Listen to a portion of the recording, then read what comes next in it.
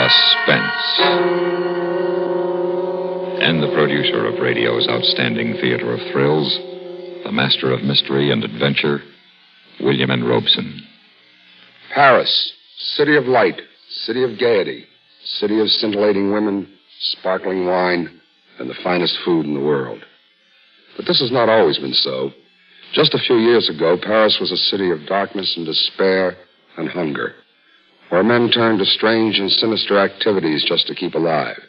This was the Paris of the Nazi occupation, a hopeless city, which Marcel Aimé has caught in his strangely disturbing story, Crossing Paris, a tale of cupidity and retribution. Listen then to Mr. Hans Conried starring in Crossing Paris, which begins in exactly 1 minute. Smoke Kent, smoke Kent, smoke Kent with the micronite filter. It is the mild cigarette that's got the freshest, cleanest taste yet. It is the mild Kent cigarette. Smoke Kent with the micronite filter.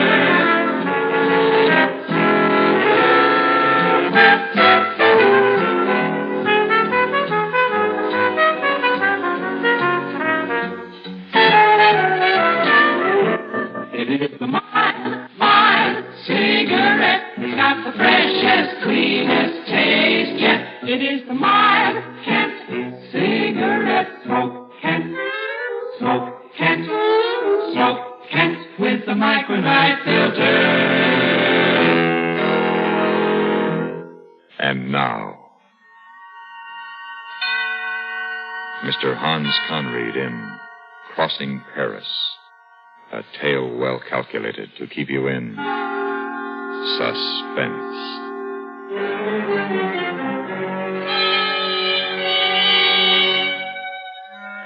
If you had been in Paris during the Nazi occupation, you would have seen a lot of interesting things.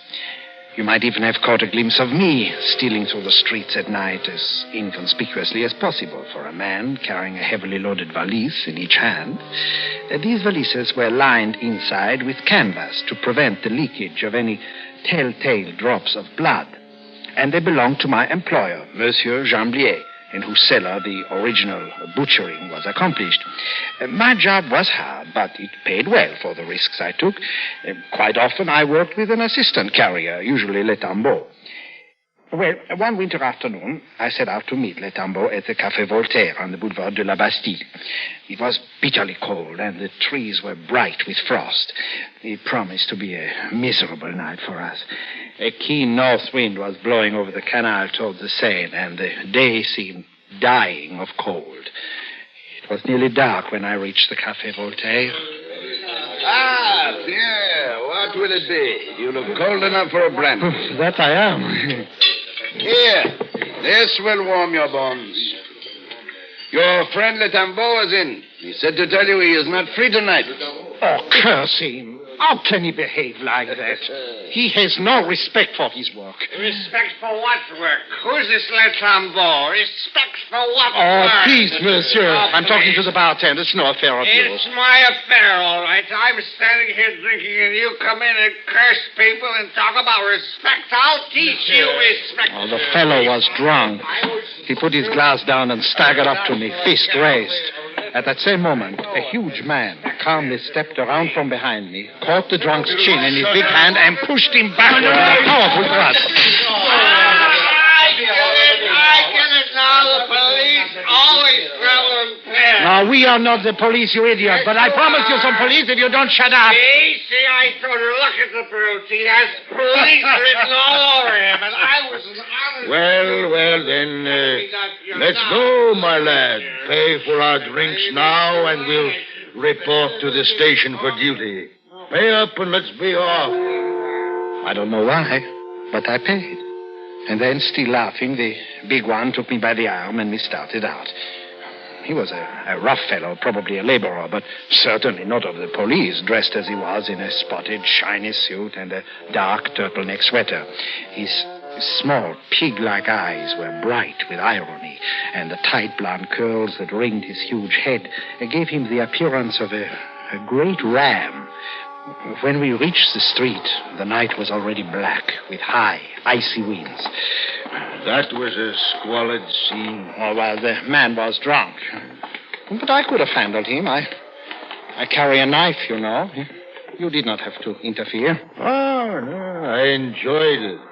Well, anyway, you probably saved him from being cut up. Oh, but I didn't realize that you were going to cut him. My apologies, monsieur. You're a bloodthirsty brute. I bet your wife wears a black eye to Mass every Sunday. No, wife. The big thing in times like this is to eat. With me, my stomach comes first, love afterward. I see. And what do you do? What is your trade? I am a painter. Oh, you must find it difficult these days. There's so little building going on. I manage in a small way. Look here. You're a strong fellow, and if you're not afraid of a little risk, I can give you a job tonight as my assistant. It pays well, too. How much? Say, 400 francs. You're on. Don't you even want to know what it is? Well, you're probably an assassin. Of course not. Above all, I'm a man of honor. What difference does it make? All right, then. Let's turn off here. First, we must go to the Rue Poliveau. Our work starts there. Well, let's walk faster. I'm cool.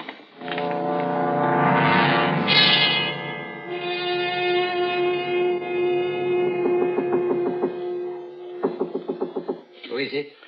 I, Pierre. Who's the other one? Letambeau ducked out on me tonight. So I've asked my friend Grandgilles here to take his place.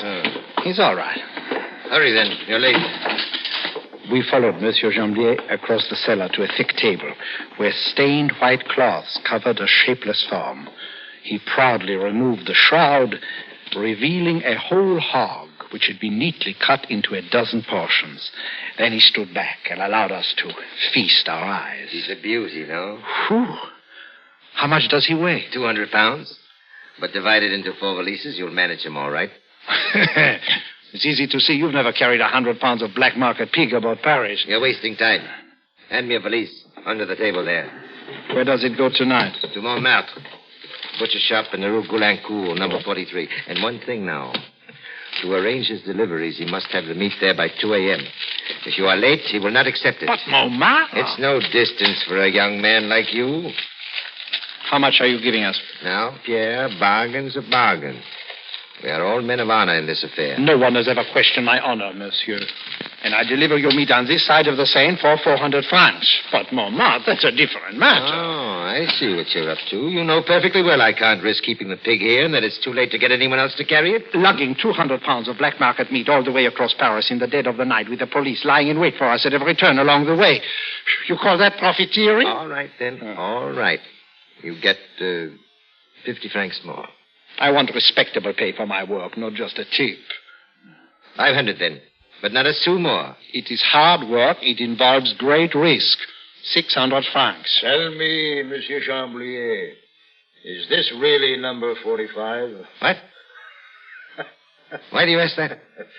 Oh, for no reason at all. Because I know the answer. Monsieur Chamblier, 45, Rue Poliveau. Who is this man, Pierre? Grandgilles, you will do me the courtesy of keeping your mouth shut. I do the talking here. You agree then, sir, to 600 francs? Monsieur Chamblier, 45, Rue Poliveau. My share will be 1,000 francs. What? Are you mad? Oh, don't pay any attention to him. He's my assistant. So you just give me the 2 times 600 francs. I'll settle with him later. All right, then. Here, take it. I can't have you here all night. Monsieur Chamblier, 45, Rue Poliveau. Give me 2,000 francs, or I shall wreck this place. Jamblier looked at him fearfully for a moment. Then he pulled a fat billfold from his pocket and handed 2 notes of 1,000 francs each to the ram, who pocketed them calmly and caught a third one on the fly when Jamblier, in his nervousness, let it slip. It was too much for me. I started to Grandgilles to make him return the money, but Jamblier seized me by the arm. Let him alone. I can't afford a row I here. don't want a row, but after all, he's my assistant. And this is my cellar. I've paid out enough money to have peace here at least. You can settle it with him later. But now we've got to finish packing the valises. It's late. We went back to the table and finished fitting the sections of pork into the valises, wedging them in with crumpled newspapers.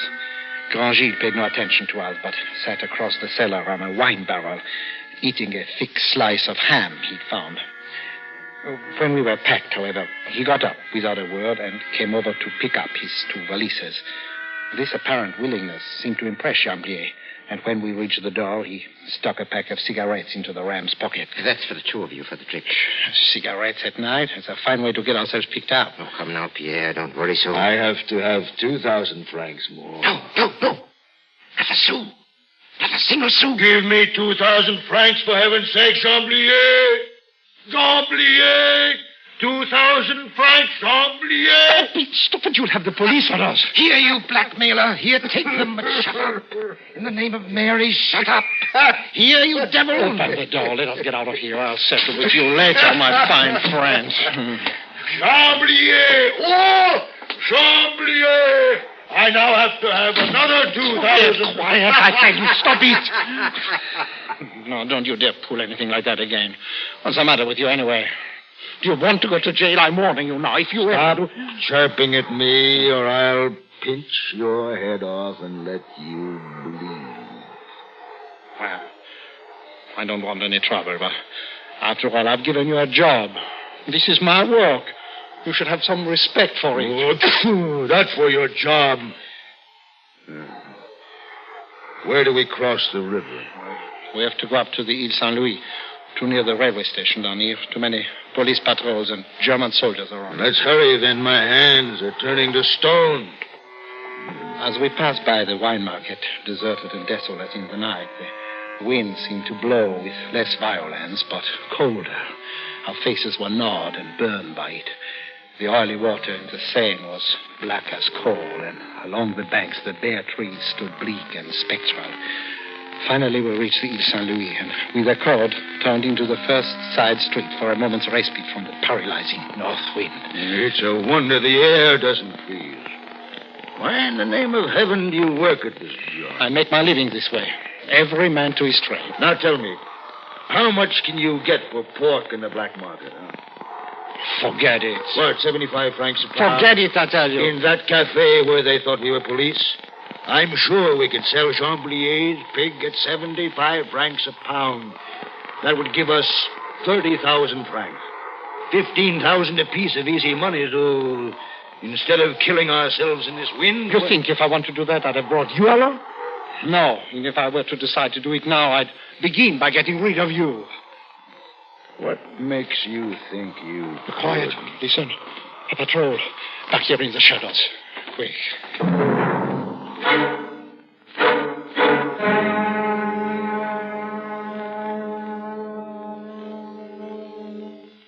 In a moment, we continue with Suspense. Jack Benny acquires a girls' baseball team, and R. Miss Brooks acquires headaches from a school board on CBS Radio this evening. And if that isn't enough, Mitch Miller has Jack Webb hiding under his beard.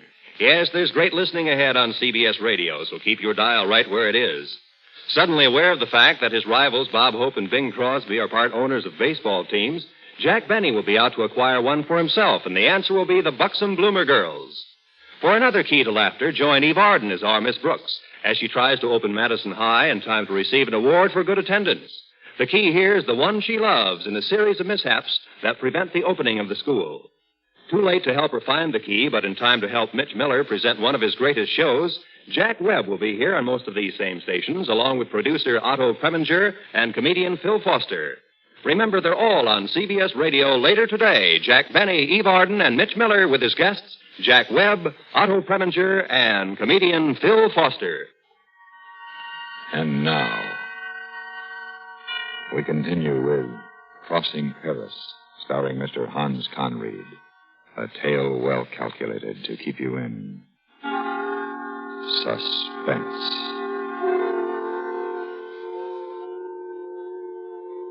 We froze against the doorway, and the patrol passed without seeing us.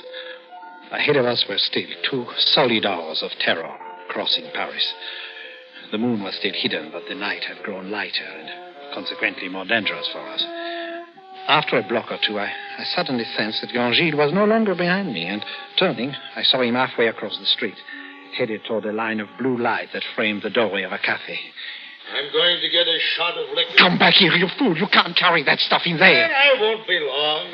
He was already opening the door, pushing his valises past the blackout curtain which masked the lighted interior. Curse him, not telling what he was up to now. But in any event, I couldn't leave him there with Jamblier's pork, and I didn't dare stand around in the street waiting for him, so I crossed over and followed him inside. Several men who looked like clerks were playing cards at a table. The floor was covered with sawdust and the lights were dingy. The proprietor's wife sat knitting a sock behind the cash register and looking suspiciously at Grangil, who was already standing at the bar, 1 foot resting on his valises. 2 cognacs, patron. This is my closing time. Cognac. What is all that luggage? You're not running into my place with the police at your heels, are you? Give us some cognac. No. Do not cause a row. With me, these rows... Cognac, patron, Rémi Martin. Shut up, Grangil. Shut up, I tell you. If you quiet down, I will get it for you. Thank you, monsieur. The proprietor searched for a bottle of Rémi Martin, and Grangil turned and stared at the 4 clerks who had stopped their card game. They were obviously avoiding so much as a glance in our direction. All right. You. There are 4 of you sitting there. You're half-starved on rotten carrots and sawdust pudding. You're smoking corn silk. All of you. And there's enough good, fat pork in these valises to make you rich. Huh? What's to keep you from making off with it? You know well enough we're in no position to report it. In the name of heaven, Grangil, come to your senses. Get out of here, you filthy paupers. Get out. And howl against the black market. Rabble! Scum! What good does it do to make laws if they're not respected? Blackguards! Anarchists! Disloyal Frenchmen! Stop it, Grangil. Have you lost your mind? Perhaps you don't care what happens to you, but I care what happens to me. You don't say so, eh? You there, patron. I can't wait all night. Give us some cognac. Give us some cognac, I said. Here is your cognac. But please, no more. It is past closing time already. Here. Here's to you, little Pierre. You who are as timid as a girl, but whose charm I cannot resist. Your valises full of pork that these cowards refuse to take, I will carry as far as Le Havre, on foot, on my knees, for you. And then, without warning, the ram reached out, seized the cognac bottle, and heaved it with all his strength against the mirror behind the bar. Excellent. Now, my valises. Come, little Pierre. I never wish to see these wretched people again. Baboons, I ignore you. I erase you from my memory forever. I followed him out, wondering how in the world I could keep this monstrous madman from getting us picked up by the police. The moon had come out now, and the center of the street looked like an arrow of brightness, while the shadows along the sidewalk offered dangerous possibilities of surprise. At the first street crossing, the black shadow in which we were walking was broken by a streak of moonlight. We just reached the opposite curve when, from the dark, only 3 yards in front of us, a man's voice rang out. Stand where you are. No tricks now. What are you carrying in those valises? Before taking that tone, you do well to identify yourself. It's the police. You saw me well enough. Oh, the police? Well, I'm certainly glad we ran into you. I've been looking for somebody to show us how to get to the Rue Sévigné. You're going away from it, and I think that You don't tell me. Did you hear that, my friends? The Rue Sévigné is behind us. Well, then we just have to turn back. Later, perhaps. Right now, you're going with me to the station. May we rest a moment first? We've walked a long way looking for the Rue Sévigné. Perhaps I can explain. No need for that. Come along now. Come on. There was nothing he could do if I put my valises down anyway, in spite of him. So I did, thinking he would give me a chance to talk him out of this.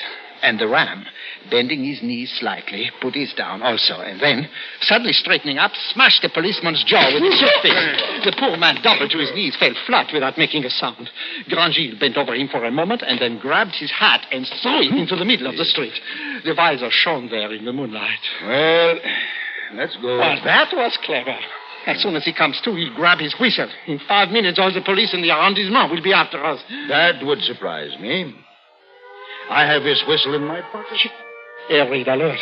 Now what will we do? We don't dare go into a shelter with his meat, and we certainly can't stay in the streets. I live only 2 blocks from here. Come on. Come. In spite of carrying 100 pounds apiece of that cursed pig, we ran all the way. But at last, with bursting lungs, we made it.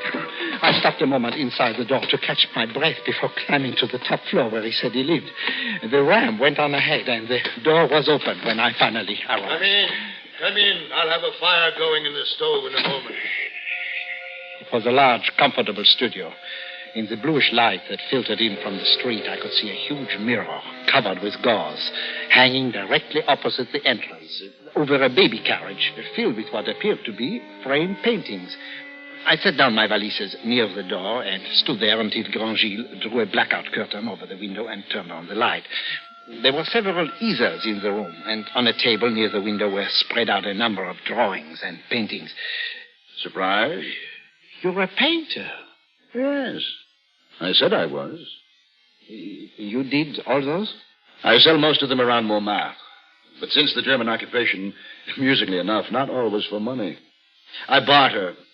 Well, only last week, for a picture of a woman wearing nothing but high-heeled shoes and an opera hat, I got a ham. But here's one I've been commissioned for that'll bring 100,000 francs. You like it? No. Because it's the portrait of a Nazi? Perhaps. And because it's no good. You're still angry with me, aren't you? Oh, I don't know what to think of you. Think what you like, then. I'm going to eat something. The stove had commenced to glow, so I sat down in a big, easy chair next to it and soon became drowsy in its pleasant warmth. And then suddenly a bell went off and woke me out of a sound sleep. Grandgilles speaking. Ah, Suzy. I'm sorry I couldn't make it. Pierre Martin, Huh? No, you don't know him. Well, Pierre Martin is a little gutter snipe who works in the black market. He gave me a job, the poor idiot. Oh, I had great fun.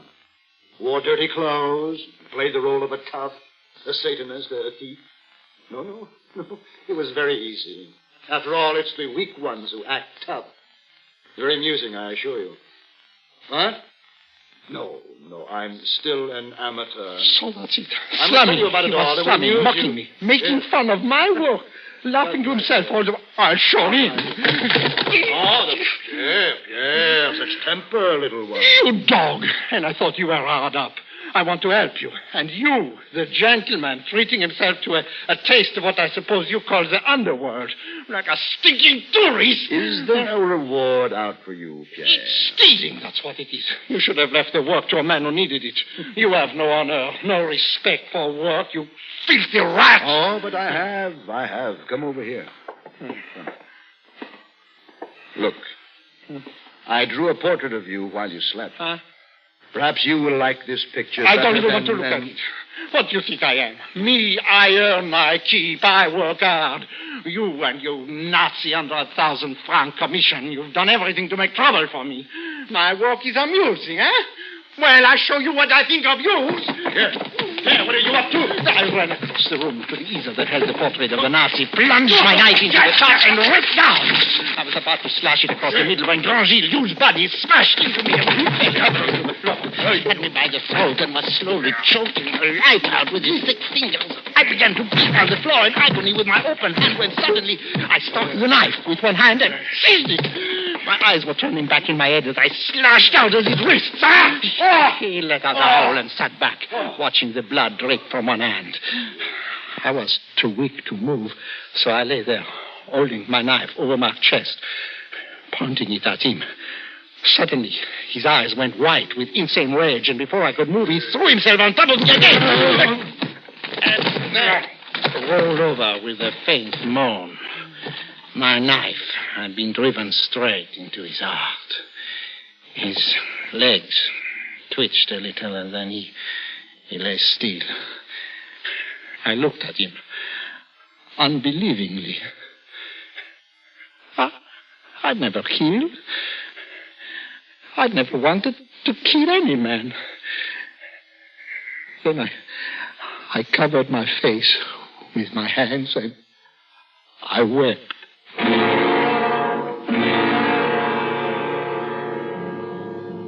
Two hours later, faint with exhaustion, I delivered all 4 valises to the butcher shop in Montmartre.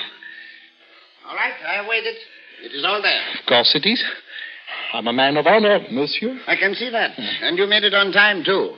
But did you not have an assistant? I understood from Jamblier It seems that my assistant, monsieur, did not really need the work. I was forced to dismiss him. Well, anyway, you made it. I always finish any job I start, monsieur. It was only then that I remembered that Grand Gilles had said my name to his girl over the phone, and that my portrait sat waiting for the police in his studio. I put the 5,000 francs, which I'd taken from his body, into an envelope I borrowed from the butcher and addressed it to Jamblier. I dropped it into a mailbox and then walked slowly down to the big market of Les Halles. It was almost dawn when I reached it, and the heavily loaded pushcarts were stacked up in the side streets, smelling of green vegetables and berries. The gutters were slippery with garbage, and a lonely woman in pink satin pumps was staggering wearily through the filth at the end of an all-night souse. I sat down on a curb, and I watched her, and said to myself, believe me, we none of us do what we wish to do.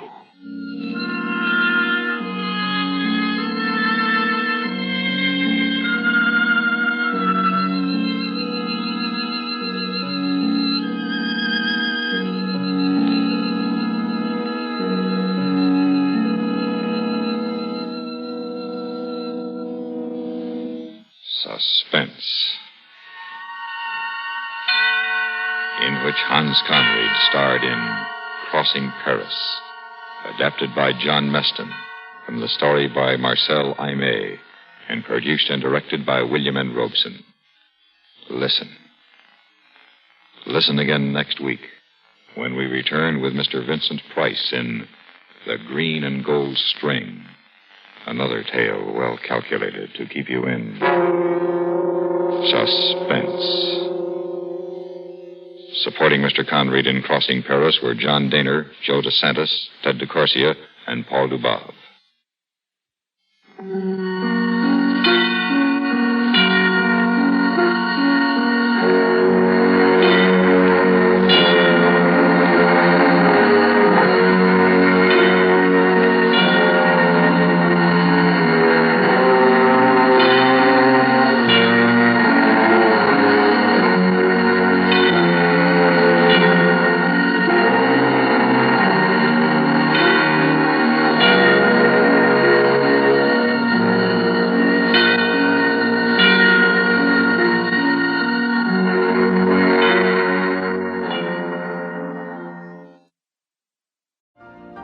You've been listening to the OTR Gold Network.